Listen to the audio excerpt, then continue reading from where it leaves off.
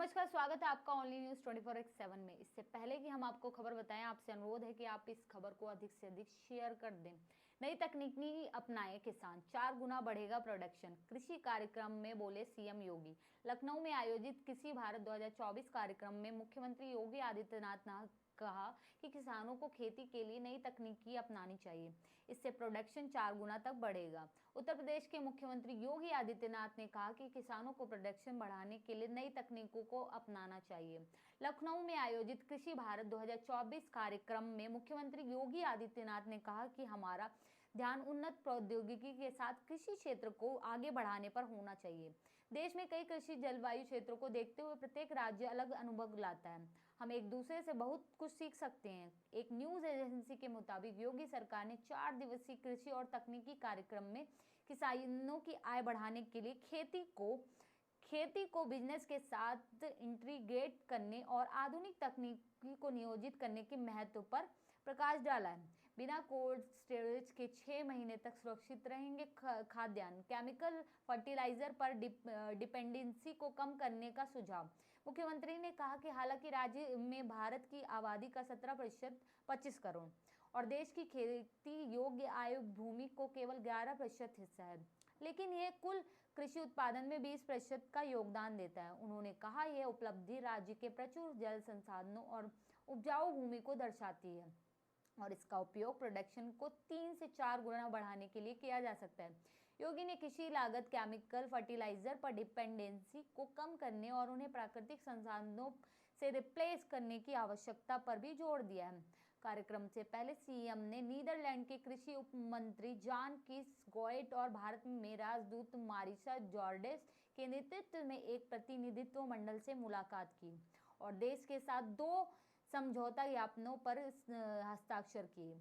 एक समझौता सरकार और व्यवसाय से व्यवसाय सहयोग का था। बयान में कहा गया कि इस आयोजन के लिए सीआईआई के साथ साझेदारी करते हुए नीदरलैंड एक आधिकारिक भागीदारी देश है, जबकि कृषि विशेषज्ञों और हितधारकों के साथ ऑस्ट्रेलिया, कनाडा, युगांडा, स्पेन और यूके जैसे देश भी भाग ले रहे हैं। इधर गोएट ने कहा कि भारत को कृषि क्षेत्र उपलब्धियों और अपार संभावनाओं से भरा है, जिसमें भाग लेना हमारे लिए गर्व की बात है। दुनिया भर में जलवायु परिवर्तन सहित कई चुनौतियां हैं जिनके समाधान की आवश्यकता है। हम अपनी विशेषज्ञता भी साझा कर रहे हैं और भारत के अनुभव से बहुत कुछ सीख रहे हैं। सीआईआई अध्यक्ष और आईटीसी लिमिटेड के चेयरमैन एवं प्रबंध निर्देशक संजीव पुरी ने यूपी को कृषि का पावर हाउस बताया। उन्होंने कहा सीएम योगी ने कृषि को एक नई दिशा दिखाई है। भारत कृषि क्षेत्र में काफी प्रगति हुई है। भारत आज 250 मिलियन टन से बढ़कर 330 मिलियन टन का उत्पादन कर रहा है, लेकिन अभी भी विकास की अधिक संभावनाएं हैं। इस बार सर्दियों में योगी सरकार ने किए हैं खास इंतजाम, हर किसी को मिलेगी मदद। उत्तर प्रदेश के मुख्यमंत्री योगी आदित्यनाथ की अगुवाई वाली सरकार ने प्रदेशवासियों को सर्दी के मौसम की कड़ाके की ठंड से बचाने के लिए 20 करोड़ रुपए की एक व्यापक योजना लागू की है। इस पहल का उद्देश्य विशेष रूप से समाज के कमजोर वर्गों के लोगों को ठंड से बचने के लिए उच्च गुणवत्ता वाले कंबल उपलब्ध कराना है।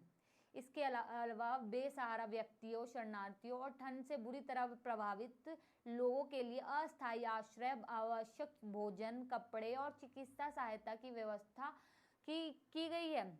इस काम को आसान बनाने के लिए राज्य के राहत विभाग ने सभी जिलाधिकारियों को धनराशि वितरित कर दी है, जिन्होंने कंबलों की खरीद और के अलावा उसकी व्यवस्था के लिए निविदाएं जारी कर दी है। मुख्यमंत्री के निर्देश से यह सुनिश्चित होता है कि राज्य भर में जरूरतमंद को न केवल सर्दी से राहत मिले, बल्कि ठंड के महीने में उन्हें किसी तरह की कोई दिक्कत ना हो। सर्दियों की शुरुआत की जरूरत को समझाते हुए सरकार ने कंबल वितरण के लिए 351 तहसीलों में 17.55 करोड़ रुपए की शुरुआती राशि आवंटित की है और इसके अलावा विशेष रूप से 1,75,50,000 रुपए का अलग से बजट निर्धारित किया। गाजीपुर, बुलंदशहर, गोरखपुर, सीतापुर और लखीमपुर खीरी क्षेत्रों में सबसे अधिक धनराशि आवंटित की गई है। शीतलहर से निपटने के लिए योगी प्रशासन ने न केवल आवश्यक वस्तुओं का वितरण करेगी बल्कि कोहरे के दौरान सड़क सुरक्षा में सुधार भी किया जाएगा। अधिकारियों को सफेद थर्मोप्लास्टिक पेंट से सड़कों को चिन्हित करने, रिफ्लेक्टर लगाने को और कम दृश्यता के कारण दुर्घटनाओं की संभावना वाले क्षेत्रों में डिवाइडर लगाने का काम सौंपा गया है। इसके अतिरिक्त ट्रैक्टर ट्रालियों के पीछे पीली रेडियस पट्टियां लगाने का अभियान चल रहा है, जिसका उद्देश्य ग्रामीण और शहरी दोनों क्षेत्रों में कोहरे से संबंधित दुर्घटनाओं को कम करना है।